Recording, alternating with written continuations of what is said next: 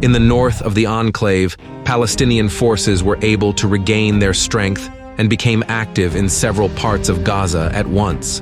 Hamas militants carried out the biggest number of attacks in the coastal area from which Israeli units had previously withdrawn.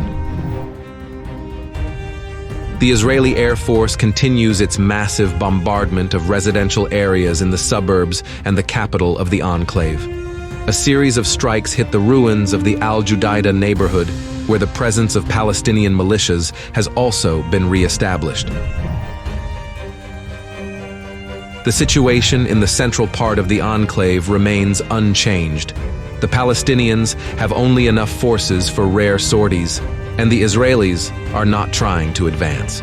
At the same time, the low intensity of the fighting has no effect on Israeli air activity. Positional fighting continues in Khan Yunis in the central and western parts of the city. The neighborhoods of Nasser Hospital are regularly under IDF fire, but the Israelis are not attempting to advance deep into the hospital. In the very south of the Gaza Strip, Israeli forces regularly launch massive attacks on Rafah. So far, an IDF offensive in this area is unlikely, given rumors of agreements with Egypt. In the West Bank, Israeli security forces conducted another round of raids to detain militants and their alleged accomplices. More than 50 people were arrested, and the total number of detainees has almost reached 7,000 since the beginning of the escalation.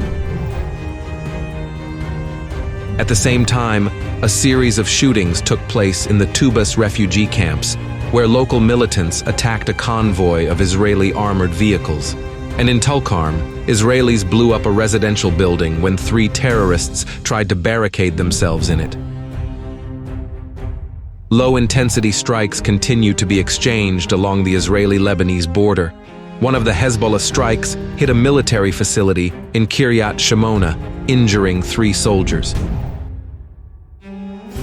Israeli troops carried out a series of strikes on populated areas along the entire border with southern Lebanon.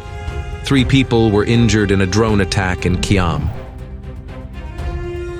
At the same time, Israeli aircraft fired rockets at the Syrian city of Homs. This time, the munitions hit one of the houses in the Al-Hamra neighborhood. At least 5 people were killed. Meanwhile, in neighboring Iraq, the U.S. Air Force launched a missile strike on a car in an eastern Baghdad neighborhood.